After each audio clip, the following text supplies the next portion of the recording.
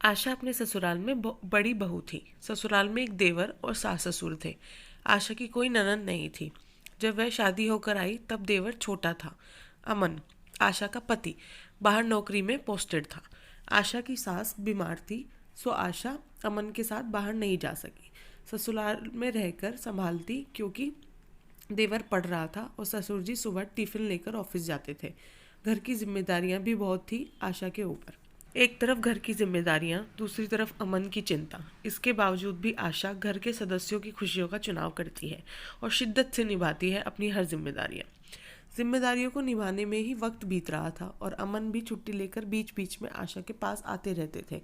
आशा की सास स्वभाव से बहुत तेज थी और बीमार भी रहती थी। कुछ साल बाद आशा 2 बच्चों की माँ बन जाती है। आशा माँ, भाभी और एक आदर्श बहू का फर्ज बखूबी निभाती है। धीरे धीरे देवर भी बड़ा हो चला था। पढ़ाई पूरी होने के बाद अच्छी कंपनी में नौकरी भी लग जाती है।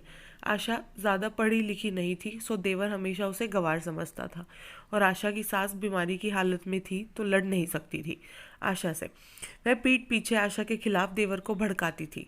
अब देवर अपनी भाभी से बेवजह झगड़ा करने लगता है और आशा को किए गए हर कामों में नुक्स निकालने लगता है।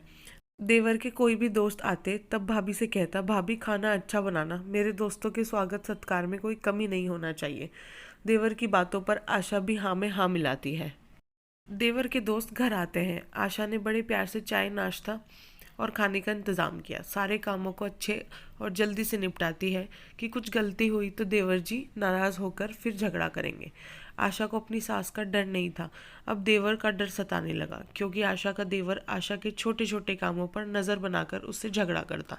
डर के कारण आशा के हाथों से सामान छूटने लगा और ज़मीन पर गिरकर टूटने लगा। छोटी छोटी बातों पर आशा के हाथ कांपने लगे और देवर को आशा से झगड़ने का मौका मिलने लगा। आशा रोज रोज के झगड़ों से तंग आ चुकी थी और एक रोज घर पर जब कोई नहीं था तब आशा अमन को फोन करके सारा वृतांत सुनाती है।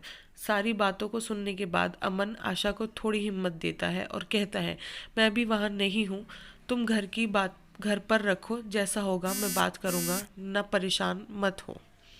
रोज रोज के झगड़ों से तंग आकर आशा अब समझ चुकी थी कि अमन बाहर है, उनके वश में कुछ भी नहीं है। जो करना है मुझे ही करना है। डर डर कर नहीं रहना मुझे, अब बार बार अपमान नहीं कराना मुझे। और एक दिन आशा को काम में देर हो जाती है। फिर देवर अपनी भाभी से कहता है, यह क्या भाभी, कितना सुटरापन दिखाती हो काम में, पूरी की पूरी गंवार हैं आप। देवर के मुंह से इतना अपमानजनक शब्द सुनकर आशा को चैन न था। आग लग चुकी थी अंतरात्मा में। और आशा देवर से कहती है, सुनो देवर जी, जब मैं इस घर में ब्याह कराई थी बहुत छोटे थे तुम। देवर हो, देवर की तरह रहो, पर इतना अधिकार नहीं है अभी आपका कि आप मेरा अपमान करें। पति नहीं हो तुम मेरे कि मुझे कुछ भी कहते रहोगे और मैं सहन करती रहूँगी। हर बात की सीमा होती है। और रही बात गंवार की, तो आपके शब्दों के चुनाव ने बता दिया कि गंवार कौन है। ये जो आप बात बात पर भड़कते हैं ना, सब समझती हूँ मैं। बात आगे ना बढ़े इसलिए चुप रहती थी मैं, पर अब नहीं।